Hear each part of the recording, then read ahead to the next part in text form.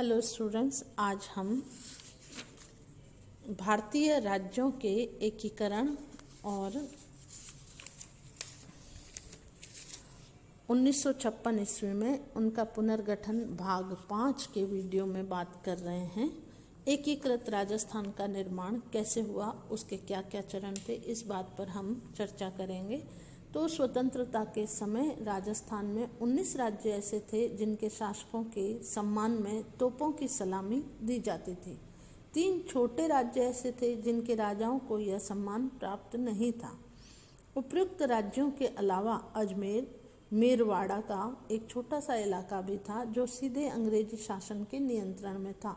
ये सभी मिलाकर एक विशाल संगठित क्षेत्र का निर्माण करते थे। अतः भारत सरकार के रियासती विभाग, राज्य मंत्रालय ने इन सभी को मिलाकर एक एकीकृत राजस्थान का निर्माण करने का निश्चय किया, परंतु यह काम बहुत ही सावधानी, संयम और धीरे धीरे संपन्न किया गया। वस्तुतः एकीकृत राजस्थान का निर्माण 5 चरणों में पूरा हो गया। अब ये 5 चरण कौन कौन से थे, तो हम उनके बारे में सबसे पहले बात करते हैं मत्स्य संघ की। स्वतंत्रता और देश के विभाजन के साथ ही समूचे भारत में सांप्रदायिक दंगे फसाद शुरू हो गए। अलवर और भरतपुर में इसका कुछ असर ज़्यादा ही रहा, और जब इन राज्यों के नरेश शांति और व्यवस्था को कायम रखने में विफल रहे तो भारत सरकार ने यहाँ के नरेशों को अपने अपने राज्यों की शासन व्यवस्था भारत सरकार को सौंप देने की सलाह दी, जो कि मान ली गई।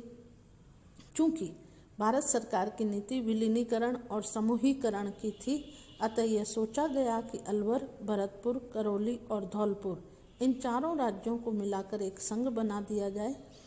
27 फरवरी 1948 को भारत सरकार ने उपयुक्त चारों राज्यों के नरेशों को दिल्ली बुलाया तथा उनके सामने संघ का प्रस्ताव रखा। संघ के प्रस्ताव से जिसे सभी ने स्वीकार कर लिया और इस संघ का नाम मत्स्य संघ रखा गया। 18 मार्च 1948 को विधिवत इसका उद्घाटन हुआ। इस प्रकार एकीकृत राजस्थान के निर्माण का प्रथम चरण पूरा हुआ। हम बात करें दूसरे पॉइंट की, तो वृहद संघ की, तो जिस समय मत्स्य संघ के निर्माण की वार्ता चल रही थी, उसी दौरान भारत सरकार राजस्थान के छोटे छोटे राज्यों बांसवाड़ा, बूंदी, डूंगरपुर, झालावाड़, किशनगढ़, कोटा, प्रतापगढ़, शाहपुरा और टोंक के नरेशों के साथ भी वृहद संघ के निर्माण हेतु बातचीत कर रही थी। सभी की स्वीकृति मिल जाने के बाद उपयुक्त राज्यों को मिलाकर संयुक्त राजस्थान का निर्माण पूरा किया गया। इसका उद्घाटन 25 मार्च 1948 को किया गया। इसके साथ ही दूसरा चरण पूरा हुआ। हम बात करें संयुक्त राजस्थान की, जो तीसरा चरण है।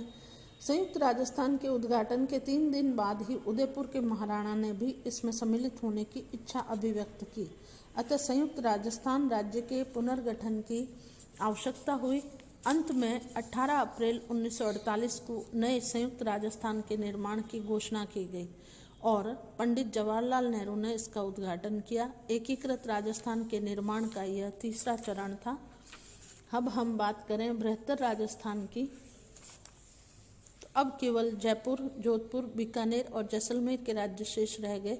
उनके विलीनीकरण और समूहीकरण में विलंब का एकमात्र कारण यही था कि भारत सरकार इस उधेड़-बुन में फंसी रही कि उन्हें संयुक्त राजस्थान में सम्मिलित किया जाए अथवा तीनों सीमांत राज्य जोधपुर, बीकानेर और जैसलमेर को मिलाकर एक केंद्रीय शासन क्षेत्र के रूप में रखा जाए, क्योंकि इन तीनों की सीमाएं पाकिस्तान से सटी हुई थी और सुरक्षा की दृष्टि से इस लंबे सीमांत की रक्षा एक कठिन समस्या थी।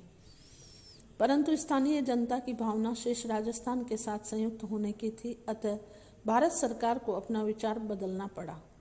14 जनवरी 1949 को सरदार पटेल ने बृहत्तर राजस्थान के निर्माण की घोषणा कर दी। 30 मार्च 1949 को इसका विधिवत उद्घाटन भी सरदार पटेल के हाथों ही हुआ। 15 मई 1949 को मत्स्य संघ का शासन दायित्व भी बृहत्तर राजस्थान को हस्तांतरित कर दिया गया। अब ये राजस्थान राज्य का एक अंग बन गया और एकीकरण का चौथा चरण पूरा हुआ। अब केवल सिरोही तथा अजमेर, मेरवाड़ा बाकी रह गए।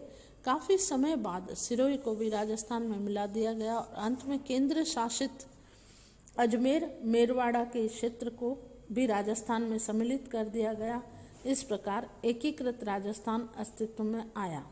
हम बात करें निष्कर्ष की, तो देशी नरेशों का शांतिपूर्वक भारतीय संघ में विलय भारत सरकार के तत्कालीन गृह मंत्री सरदार वल्लभ भाई पटेल की अभूतपूर्व सफलता थी। केवल हैदराबाद के मामले में पुलिस कार्रवाई का सहारा लेना पड़ा। इस संपूर्ण प्रक्रिया में स्थानीय नेताओं तथा अनेक नरेशों ने आपसी मतभेदों को भुलाकर सरकार को पूरा सहयोग दिया। इससे भारतीय गणराज्य के निर्माण में भी महत्वपूर्ण सहायता मिली। राजनीतिक दृष्टि से भारत की एकता सुदृढ़ हो गई। धन्यवाद। इस वीडियो में इतना ही। आगे हम 1956 में राज्यों के पुनर्गठन और भारतीय संविधान के निर्माण की बात करेंगे।